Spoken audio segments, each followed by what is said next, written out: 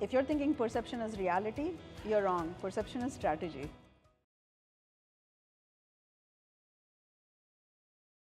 Hi, Anu. Hey. The other day in your session, you said perception creates opportunities, and that kind of stuck with me. But then, could you help me get more context and, help me understand through how that actually happens at workplace?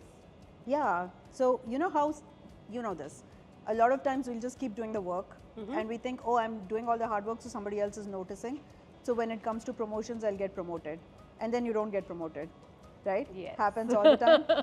So the reason that happens is because even though you've done the work, you've not created the perception that you want the next level, right? So a lot of times, like, women will show up, they'll go to a meeting, they'll be sitting in the background, they're not visible.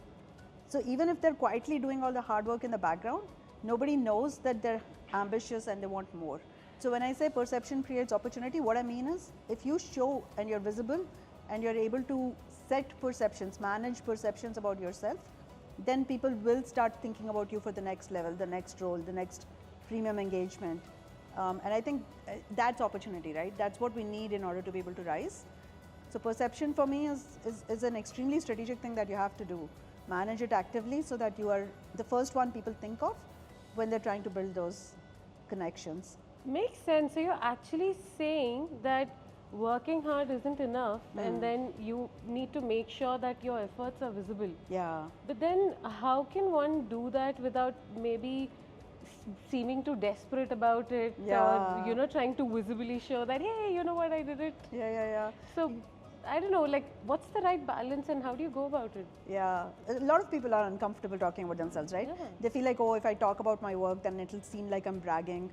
Or if I say, oh, I can't just walk around and be like, I'm awesome, right? You have to, like, you have to be a little more subtle about it.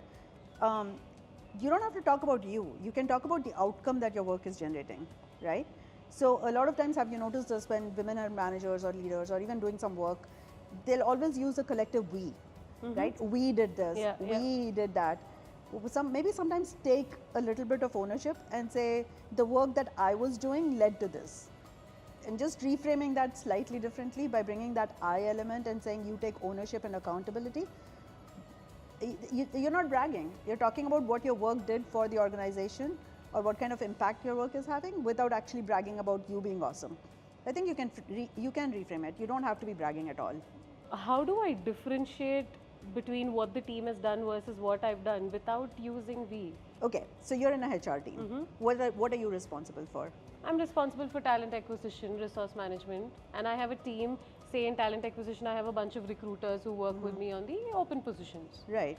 And how many people in the HR organization are doing talent acquisition? You mean my team? Yeah. I have about 4 of them.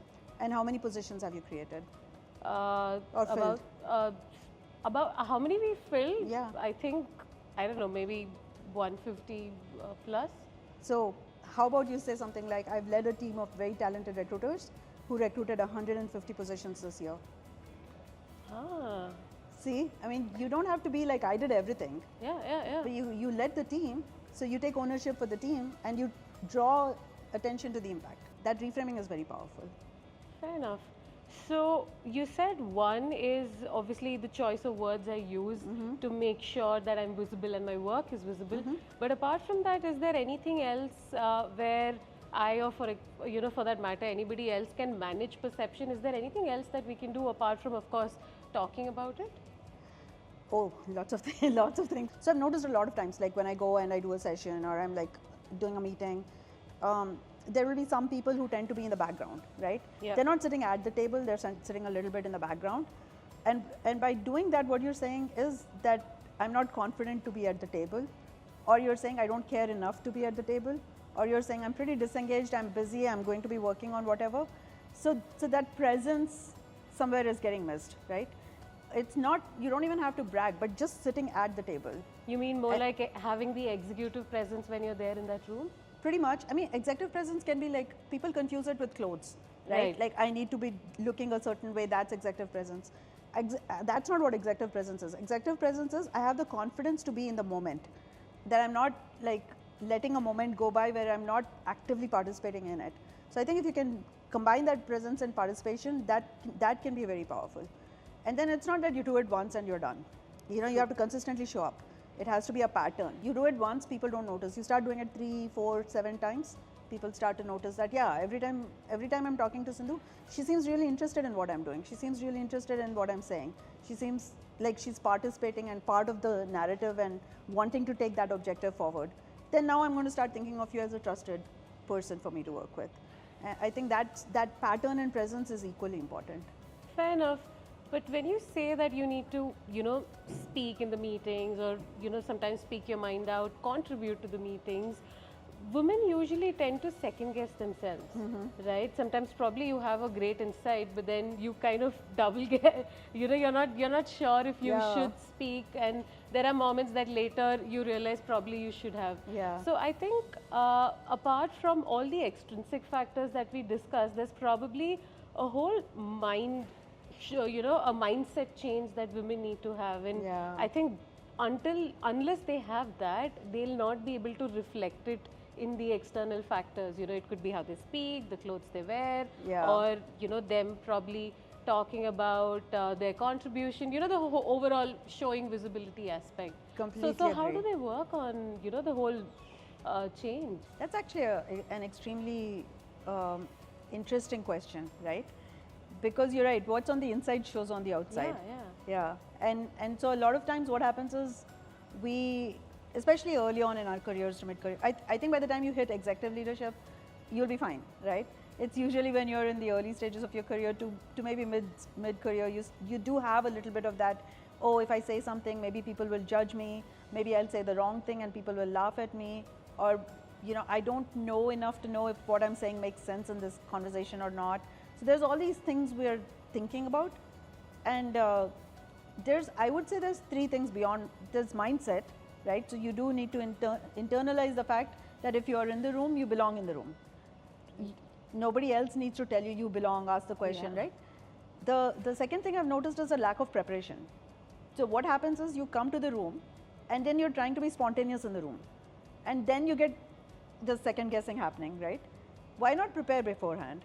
Why not, if you know you're going to a meeting, you know there's a meeting, find out the agenda, maybe think of 2 or 3 things that you can say to add value to the conversation. This is a piece of advice I give to everybody. Don't go to a meeting and then not say anything, because then why are you in the meeting? Yeah, you might as well not attend the meeting. Correct. So if you're, or any conversation for that matter, true, right? If I'm talking to you and I just keep talking at you and I get nothing back from you, then after some time I don't want to keep talking to you. So it's very important to inculcate the idea that I need to prepare for these conversations. I don't just show up, but I know what the agenda is going to be, and when I'm there, I'm going to have something to say. And it doesn't even have to be very insightful. It can just be a question, like ask a clarifying question. You just said this, can you elaborate this a little bit more for me? You know, just simple things like that. So there are some tricks and techniques that you can adopt. I would say the second thing is you really have to believe that you can do it, that you are there to succeed. If you treat a job like a job and you're not committed to the job, you're just like there for a paycheck, then you will coast, or at least the perception will be that you're coasting. Right. But if you're able to commit to the job and you actually genuinely develop an interest for what you're doing, the impact of what you're doing, not just, you know, what you're doing, but the impact of what you're doing, then you will automatically start having better conversations, better insight.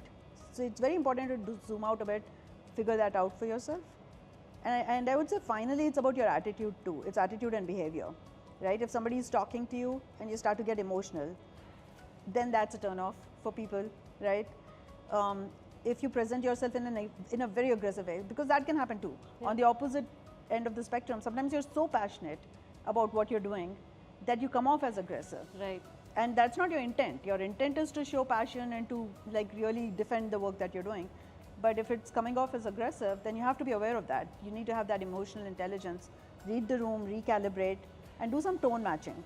If the person in front of you tends to be a very stoic person, then you smiling hee all the time, it's not going to work. But if that person is a very humorous and jovial person and you're just like in a very reserved kind of a, then that's not going to gel either. Right. So you got to read the room a little bit and build visibility and presence in that way. Because, you know, perception is not something that you're putting out. Perception is what other people are seeing about you. and they see through their own lens. They're not seeing it through your lens. Right. So whenever they're looking at you, they're seeing you through their sum total of their experience. So you have to somewhat resonate with them when you're talking to them, and that's a very important aspect of that shift, that attitude piece, right? And I would say the last thing is you really do have to have a willingness to put yourself out there. It's not confidence or overconfidence or whatever. It's just that little bit of risk-taking mentality. Yeah. That it may not go my way, but it's okay, I'm going to put it out there. Because over time, those patterns start to count. How can we change it once it's already made? You know, for example, I have somebody on the team and there's already a perception about him or her, right? And say the person has been on the team for a year. Now, how do they change it? Because, you know, 1 year is a long time for a perception to be formed. Sure. So how do they get working on changing that? You have to stick to it, man. You have to stick on. Has it ever happened that you've had a friend or a neighbor or somebody that you liked, and after some time you stop liking them? Yeah, happens. Happens, right?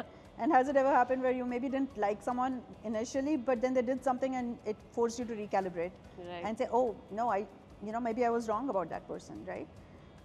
So it is possible to change perception, but it doesn't happen in a snap. Right.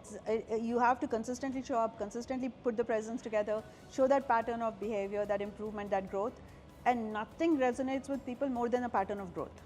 Agreed. I think consistency is the key. You Correct. know, once you are determined that you want to change the perception, it's not a one-time thing like you said, and you have to be consistent that every meeting you show up, every time you're on the floor or every time you're meeting someone, that effort, you know, you're consistent with that, and I think eventually it'll show up. Yeah, and you know, I want to bring it full circle back to, because when we talked about this, you were like, I'm already working hard. Now I have to do all these other things to manage perceptions. So now you're telling me to work even harder and I have to remember so many things.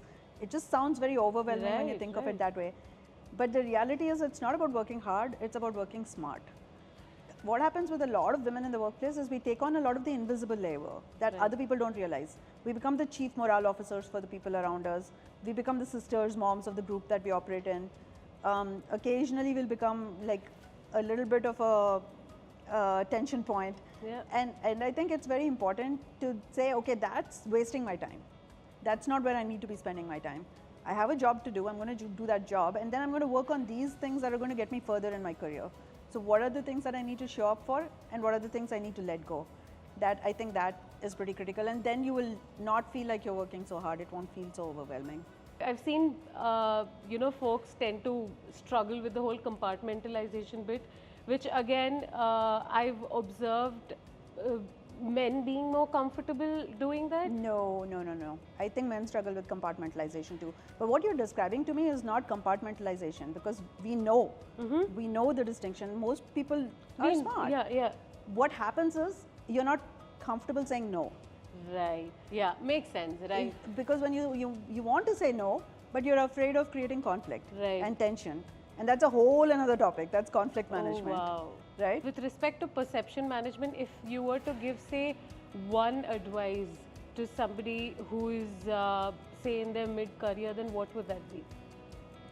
I'll say the same thing I said earlier. If you're thinking perception is reality, you're wrong. Perception is strategy. Wow. Yeah, that hit hard. Yeah, because we don't, you know, tend to think that way. Yeah, but you do have to. All right, thanks, Anu. That was really nice talking to you. And it was good catching up. I miss working with you. Yeah, likewise.